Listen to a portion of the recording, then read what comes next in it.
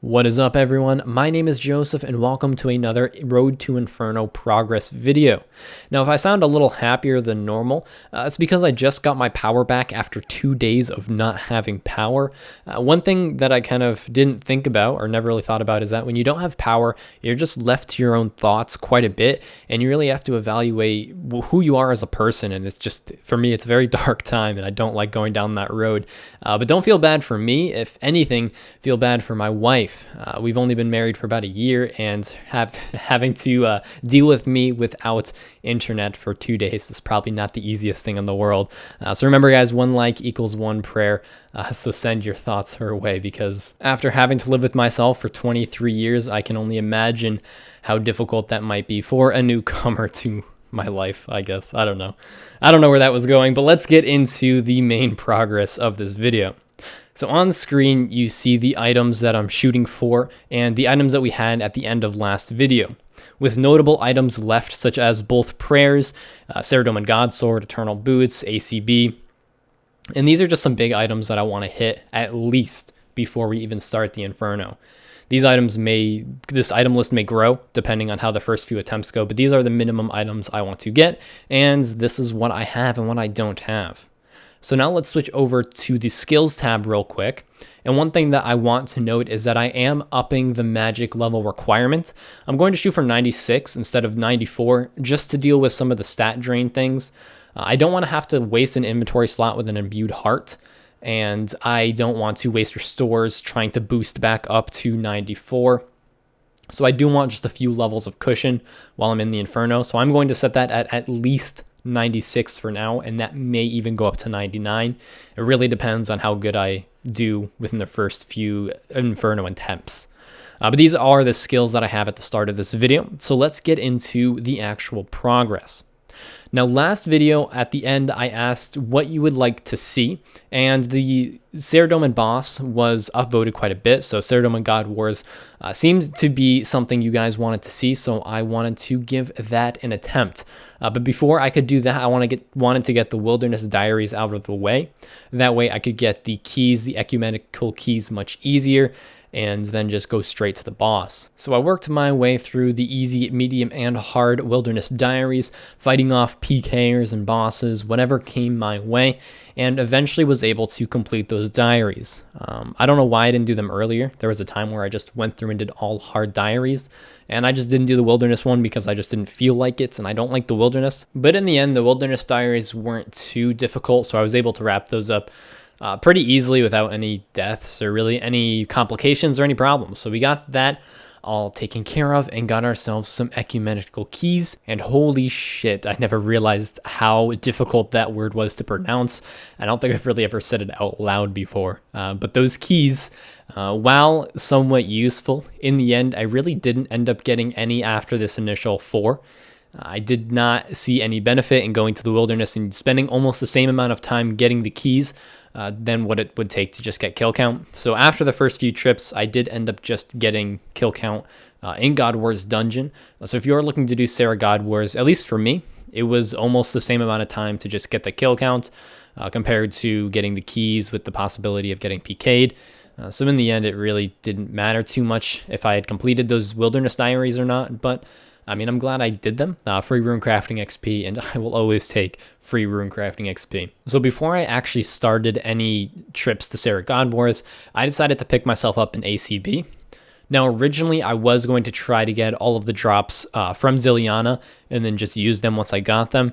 However, I realized it would probably just extend my trips and make my trips way too short. So I decided to split the difference and pick myself up an ACB and then just hunt for the hilt and then use the hilt once I get it, since I need that for the Inferno anyway. So I went ahead and bought an Armadillo crossbow and began my Sarah trips. Now, I spent a lot of time at Sarah over the next few days and really over the next week. However, about halfway through, I started to realize some difficulties and where I was having difficulties. And I'm going to kind of explain that right now. So just kind of a brief overview of what I was doing or what method I was doing. It was really just the kiting method. So you shoot once, you run halfway across the wall, shoot again, etc. until Ziliana's dead.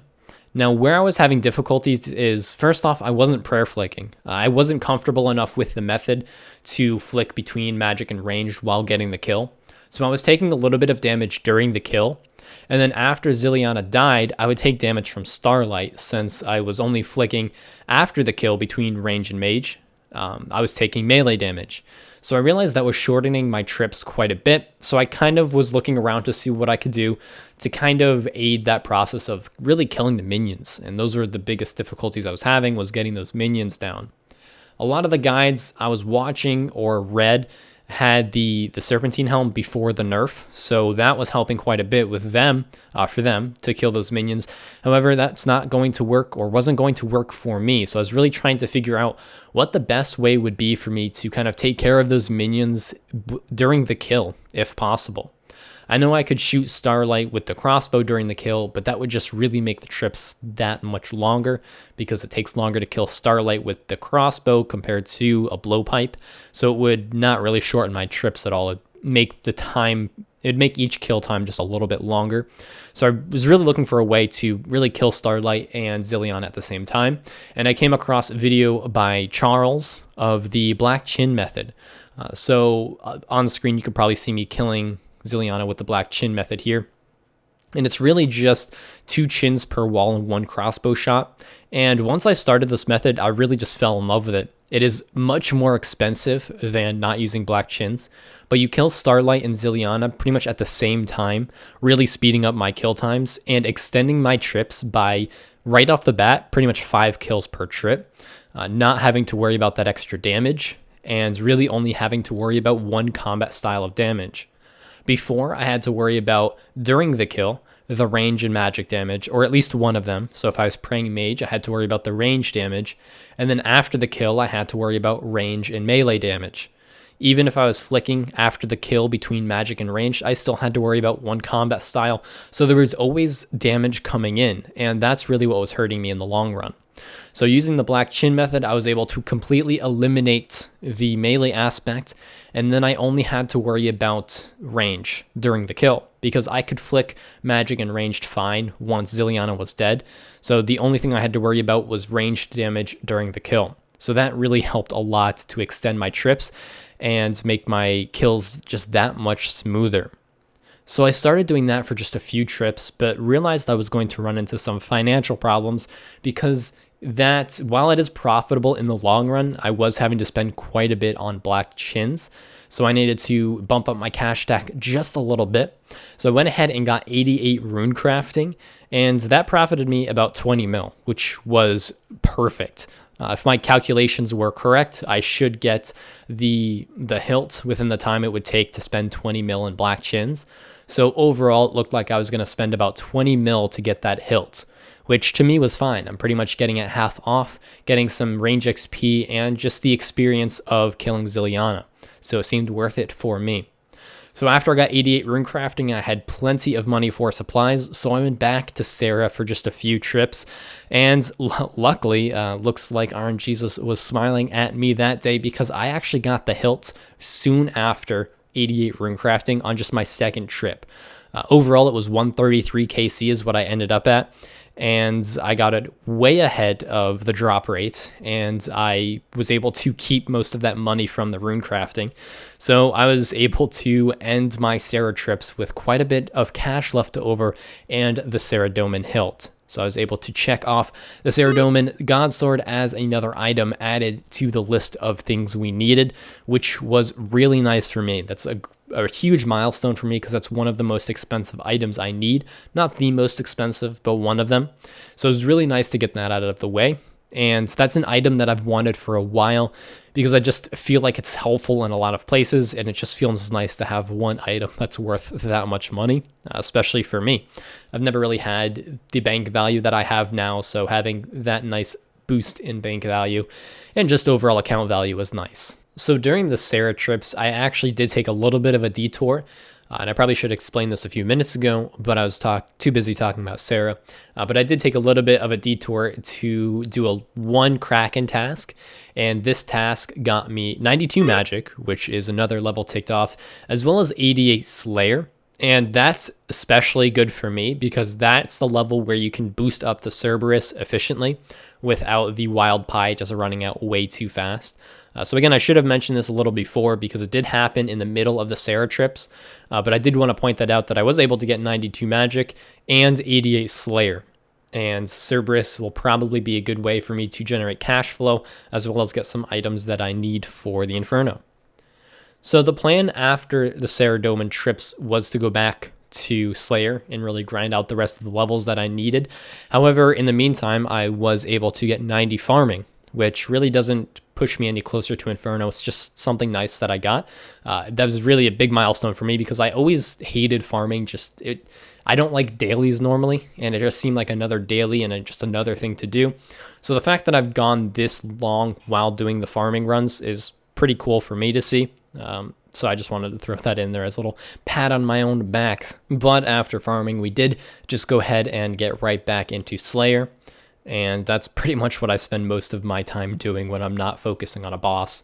So we went back to Slayer and knocked out both 88 defense and 94 ranged, pretty much in the same task. Sarah was nice because it took me almost from 93 to 94 range in just doing Sarah. So getting 94 range was pretty quick.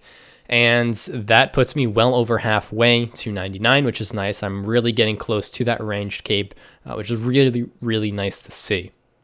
So the last thing that we really have in this progress update is one Cerberus trip. As you can see on screen, I did get the Eternal Crystal, which is nice because I could now just have to buy the Infinity boots to get the Eternal boots. You do notice that I died recently here. Unfortunately, this was like the first thing I did when coming back to playing after having 2 days of no electricity. So it was pretty much midnight. I had 30 Cerb kills left and I just wanted to get it over with. Unfortunately, I think when I'm that tired, I just go colorblind because the amount of damage that I took from those spirits was just way too high, especially when I have a spectral, or I had a spectral for the task. So I died, I think, twice in those last 30 kills, which was more than I died just learning Cerberus as a whole. But I was able to pick up the Eternal Crystal and make myself the Eternal Boots. So that, again, is another item checked off the list of things we need. So that brings us to the end of our progress. We're sitting at, right now, only just a few items left. With the SGS, the ACB, and the Eternal Boots checked off, we're down to just a few big items, one of those notably being the Rigor Prayer. Sitting at, right now, I think around 60 mil, so that really is our next milestone. Unfortunately, our cash stack is probably going to get invested into a Dragon Warhammer temporarily, because I do want to get into raids, and I do really want to have the best in slot items for raids. So I do want to invest that money into a Dragon Warhammer temporarily until I get enough money to just buy the rest of the items I need for Inferno. So that's kind of short-term goals, what I'm shooting for. I plan to do Slayer until 90 defense, and I'm assuming by then I'll have enough for the Dragon Warhammer, so I'll probably just focus primarily on raids after that, assuming I can find a team. But that's where the account's sitting. On screen, you can see my stats, and that's where we're going. So pretty simple in a nutshell. We're getting close. We're definitely over halfway, I would say. And depending on which paths I take from here on out, will really depend on how much longer we have until the Inferno. I'm thinking about maybe just trying to get a lot of money and just chinning and bursting my way to the magic and range stats. But I may just also do Slayer as well, because I do get quite a bit of both magic and range experience from Slayer. So I may just do that to 99 range and 96 magic. I haven't decided yet. It really depends on if I get lucky from raids and if I enjoy raids as a whole. If I end up just really not liking raids, I'll just go back to Slayer. But if I end up really enjoying raids and grind out just a bunch of raids KC and get lucky and am able to afford the chins and the runes necessary, I'll probably just go the faster route just to get me to the Inferno a little bit faster. But again, that really is up to how much I enjoy certain activities or how lucky I get. But if you guys do want to have a little bit of a say in what content comes out within the next few weeks, I'm going to put another poll up in the top right of the video. So go ahead and click on that eye. And the options are going to be, what would you prefer to see in terms of content for me to get that range and magic level? Would you prefer for me to just grind out money making methods and then to just burst and chin my way to 99 range and 96 magic? Would you prefer me to focus on raids or just focus on Slayer? So those are the 3 real options. Again, money making and then bursting, raids and then bursting, or just focus on Slayer and get the levels passively. That's probably the most efficient for now in terms of how I play my account and where it is. But I really don't have an opinion. I'm not going to form one until I see how I enjoy raids. But if there's a certain type of content you want to see, those are the 3 options. So go ahead and vote for which one you would prefer to see, and I'll take that into consideration while deciding where to go. But that is all I have for this video. I hope you guys did enjoy it. I apologize for the lack of videos, but it's just been very stressful not having power. And I've just had some things going on, some projects I'm working on that I hope you guys will enjoy. Those should be coming out within the next few weeks. But that is all I have for this progress video. Again, I hope you guys did enjoy it, and I will see you next time.